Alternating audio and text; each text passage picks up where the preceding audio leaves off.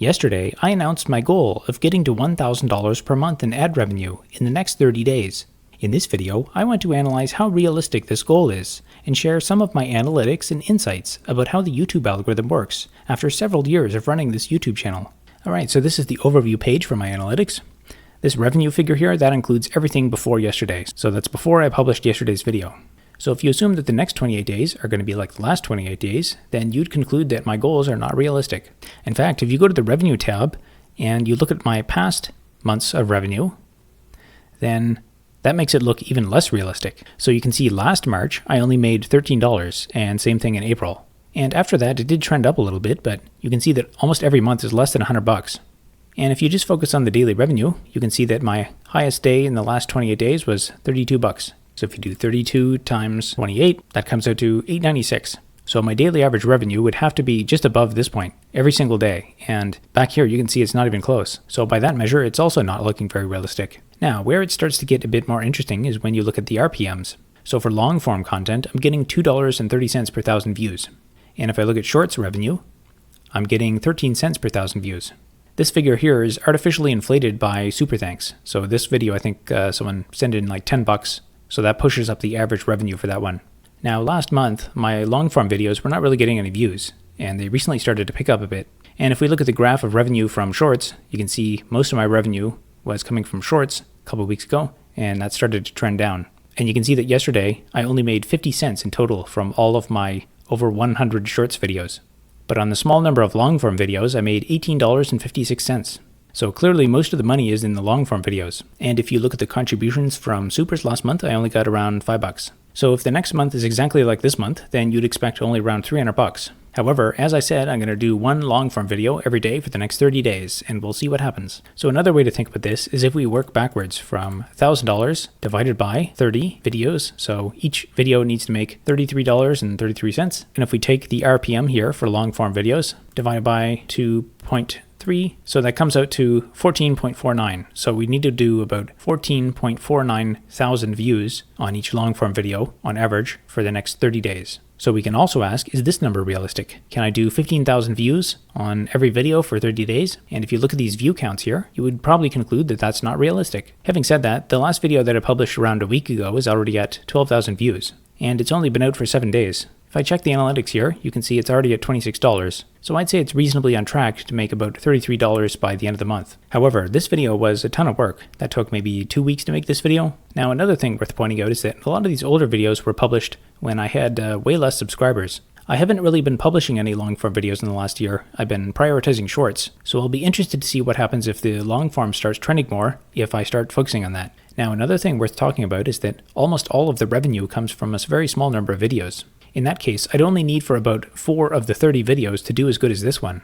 Now, another thing worth asking is when a video like this starts trending, how sustainable is that in the long run? The first time I had a video that started trending a lot was the Missile Knows Where It Is video. During this period here, in this very sharp spike, I was getting as many as 10,000 views per hour. This led me to ask, how sustainable is this trend? If I get 10,000 views per hour, 24 hours a day, 365 days a year, that would imply about 87 million views a year. I figured that was pretty unrealistic because the original video only has 4.9 million views and it was posted 11 years ago. That was my first indication that that rate of views was definitely not going to last. It's also worth thinking about this number in terms of real people too. If 87 million people viewed this video, then that would have to mean that a group of people that's about a quarter the size of the USA had viewed this video. And to make a piece of content that was viewed by, say, 25% of everyone in the USA, that sounds totally unrealistic. In a way, it's almost pretty amazing that this has 438,000 views. That number alone is still a massive percentage of an entire country. When I started to think about this more, it made me reflect on the total addressable market for a given video. Clearly, about 500,000 people watch this video,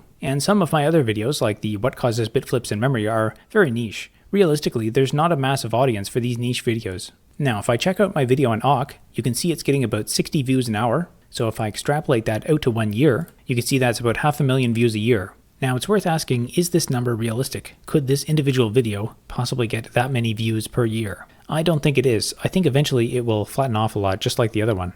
In fact, what I think is most likely is if I didn't post any more videos, eventually this would just flatten off.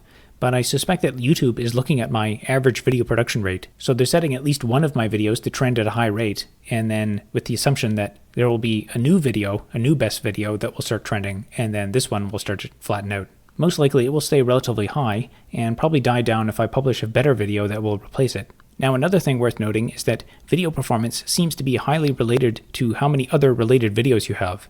And a great case study for that is the netcat command video. So here you can see in the first 30 or so days, this video only had 325 views. And then even as much as a year later, you can see it's only got 1,000 views here. But it was around here that I started publishing a lot of the Linux command shorts. And as you can see, it has just parabolic growth since then. So clearly YouTube needs a certain critical mass before it has enough data to recommend your video to the right people.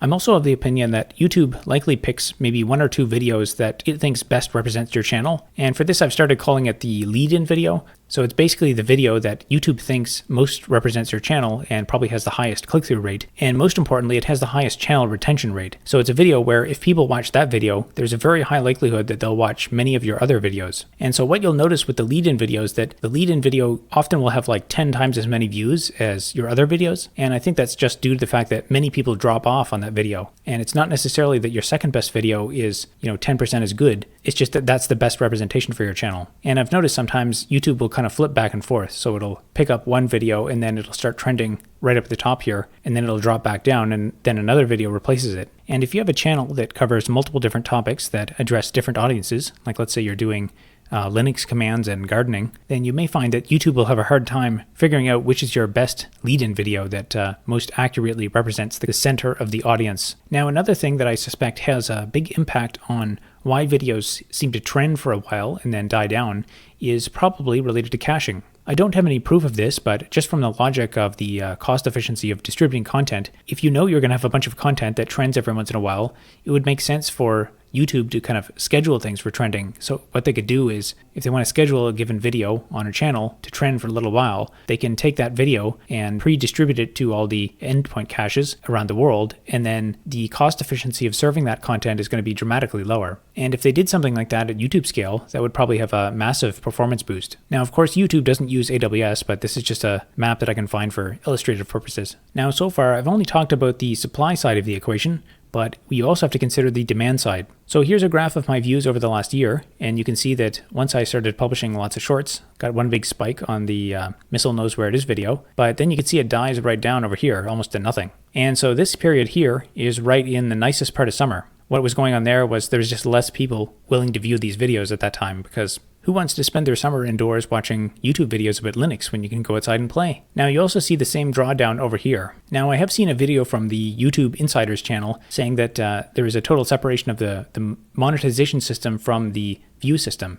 But I'm a little bit skeptical of that, because I have seen cases where estimated revenue comes out exactly to a round number. So it'd be like exactly under a payout limit, or it'd be like adjusted up or down to either make or miss a payout limit, almost to the cent. So this period here is when the economic downturn really started to pick up. And I kind of wonder if that's not the period where a whole bunch of people canceled the ads, and within their system somewhere, they might have been scheduling the videos to go out in order to optimize the monetization. So I do kind of wonder if the monetization feeds back a bit onto the view counts, maybe at least on a temporary basis. So if they have a really good video, they might save it a little bit to trend when they know there's going to be high bids on the ads. So that's a good segue into talking about the demand side for advertising. So for illustrative purposes, I have a order book, and I think it's best to think about modern advertising in terms of something like an auction system. So you have a bid and an ask for a given view or a conversion event, or basically just to get eyeballs for a certain piece of content. Now, without optimization, you could just think about every single view as being equivalent. Now, this is, of course, the bid and the ask level for Amazon stock. So you can see here, someone wants to sell 47 shares at $175.75. And if you want to buy more than that, then you got to go into this level, which is a bit more. And then if you want to buy even more, you got to go to this level. And that's why if you want to buy like $1 billion worth of stock, you're going to move the market, because you're going right through these levels on the order book. And the same thing is on the bid side. So somebody wants to buy 250 shares for 175, and you can see as the bids go down, people are willing to pay less and less. Back in the early days of the stock market, the order book would actually be a physical book with orders listed in it. And another way to visualize this kind of thing is to look at some of the Bitcoin price sites, because they have some really great animations that show real time how the order book is changing the volume of quantity at those levels, either above and below the ask. So here you can see it's really small, because this is where the prices are matching and the deals are being made. And this is where people are trying to lowball, and this is where people are trying to sell for too much. Now in the stock market, individual shares are exactly the same, so they're interchangeable. So the bid at this level is bidding on the same shares as this level. But with advertising views, this is not true because not all views are equal.